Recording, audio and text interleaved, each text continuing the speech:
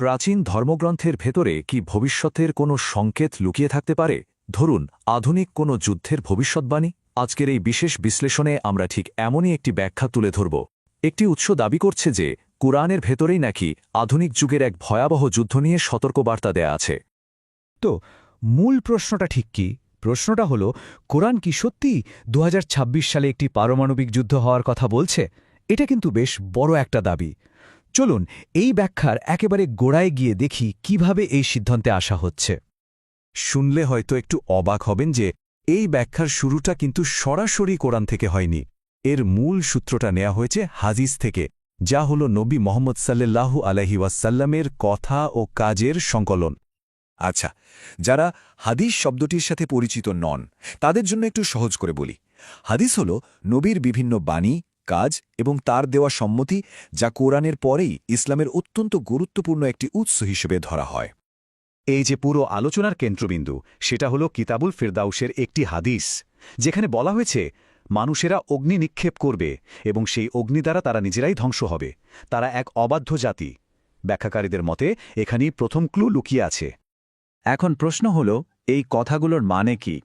উৎসটি এটাকে ব্যাখ্যা করছে এইভাবে: এখানে যে অগ্নি বা আগুনের কথা বলা হয়েছে সেটা সাধারণ আগুন নয়, বরং পারমাণবিক অস্ত্র। আর তারা বলতে বোঝানো হচ্ছে একালের কোনো অবাধ্য জাতিকে, যারা নিজেদের তৈরি করা অস্ত্র দিয়েই ধ্বংস হয়ে যাবে। আর এই ধ্বংসের পর বলা হচ্ছে পৃথিবীতে নাকি শান্তি ফিরে আসবে। বেশ, তাহলে হাদিসের ব্যাখ্যা তো বোঝা গেল, কিন্তু এর সাথে কোরআনের সম্পর্কটা কোথায়? আলোচনার এই ধাপে আমরা দেখব কিভাবে হাদিসের এই ধারণাকে কোরআনের সাথে মেলানো হচ্ছে। এখানেই বিষয়টা আরও গভীর হয়। দাবি করা হচ্ছে আসল সংযোগটা তৈরি হয় একটা ঘটনার মাধ্যমে। বলা হয় যে নবী সাল্লাল্লাহু আলাইহি ওয়াসাল্লাম ওই ধ্বংসযজ্ঞের কথা বলার ঠিক পরেই কোরআনের একটি বিশেষ আয়াত তেলাওয়াত করেছিলেন, আর এই আয়াতটিকেই ধরা হচ্ছে হাদিস আর কোরআনের মধ্যেকার সেতু হিসেবে।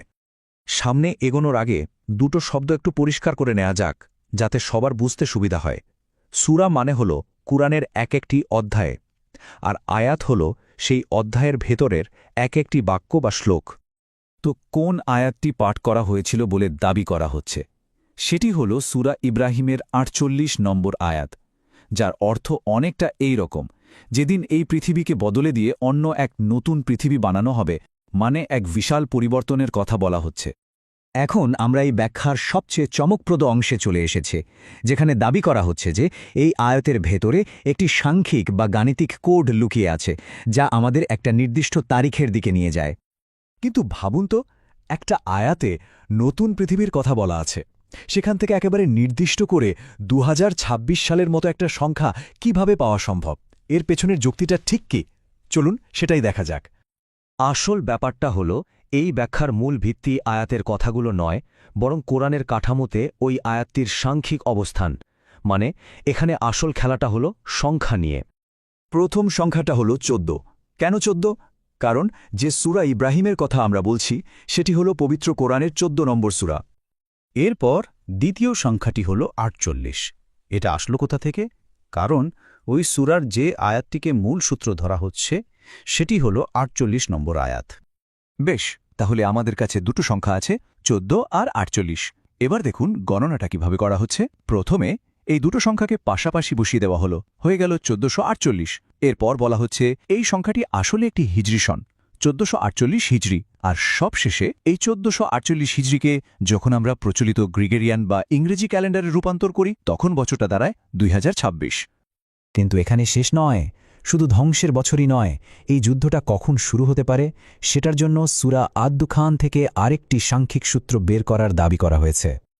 এই দ্বিতীয় সূত্র অনুযায়ী কুরআনের ২৫তম পারা বা অংশ থেকে ২০২৫ সালকে নেওয়া হয়েছে, আর ওই সূরার ১০ নম্বর আয়াত থেকে নেওয়া হয়েছে বছরের ১০ম মাস, অর্থাৎ অক্টোবর মাস। তাহলে এতক্ষণের সব সাংখ্যিক সূত্র আর ব্যাখ্যাকে যদি আমরা এক জায়গায় করি, তাহলে শেষ পর্যন্ত ভবিষ্যদ্বাণীর টাইমলাইনটা ঠিক কী দাঁড়াচ্ছে? চলুন সেটাই এবার দেখে নিই। এই উৎসটির ব্যাখ্যা অনুসারে ঘটনাপ্রবাহটা হতে পারে এই রকম: ২০২৫ সালের অক্টোবরে একটা ভয়ঙ্কর, বিশ্বকে বদলে দেওয়ার মতো যুদ্ধ শুরু হবে। ২০২৬ সালের মধ্যে আমাদের আধুনিক সভ্যতা ধ্বংস হয়ে যাবে, আর পৃথিবীটা একেবারে নতুন একটা রূপ নেবে। আর তারপর ওই ধ্বংসের মধ্য দিয়ে নাকি এক নতুন শান্তিপূর্ণ পৃথিবীর জন্ম হবে। তবে হ্যাঁ, এই পুরো জটিল বিশ্লেষণের শেষে উৎসটি একটি খুব গুরুত্বপূর্ণ কথা মনে করিয়ে দিয়েছে। তারা বলছে প্রকৃত জ্ঞান কেবল আল্লাহরই কাছে, অর্থাৎ এটি কেবলই একটি ব্যাখ্যা, চূড়ান্ত সত্য নয়। এই পুরো বিশ্লেষণটা আমাদের একটা গভীর প্রশ্নের সামনে এনে দাঁড় করায়। আচ্ছা, প্রাচীন ধর্মগ্রন্থের ভেতরে এভাবে লুকানো কৌট খোঁজার চেষ্টা, এটা আমাদের সময় নিয়ে কি বলে? এটা কি আমাদের আধুনিক বিশ্বের ভয়, দুশ্চিন্তা আর অনিশ্চয়তারই একটা প্রতিফলন? হয়তোবা এই অনিশ্চয়তার যুগে একটু নিশ্চয়তা খোঁজার এই মানবিক আকাঙ্ক্ষার মধ্যেই এই ধরনের ব্যাখ্যার আসল আকর্ষণটা লুকিয়ে আছে।